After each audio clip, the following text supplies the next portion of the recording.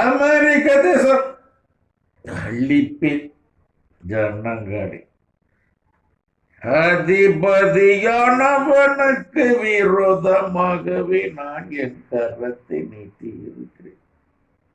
அக்கிரமக்காரன் அழிவான், அழிவான், அழிவான். இதன் விளக்கம் என்னவென்றால், அமெரிக்க தேசம் அழிப்பேன் ஜனங்களை, அதாவது கொரோனா வைரஸ் வந்த புதுசில் வரப்போகுது, உலகம் வரப்போகுது, அழிப்பேன் ஜனங்கிறாரு. கொரோனா வைரஸ் ஒன்று வந்துக்கிட்டு இருக்கு, வர போயிடுது, அழிப்பேன் ஜனங்கள் சொன்னார். அது மாதிரி அழிச்சாரு. உலகமெங்கும் 70 லட்சம் பேர் மரணம் அடைஞ்சாங்க. அமெரிக்காவில் மட்டும் 10 லட்சம் பேருக்கு மேலே மரணம் அடைந்தாங்க. கடவுள் சொன்ன தீர்க்கதரிசனம் நிறைவேறியது.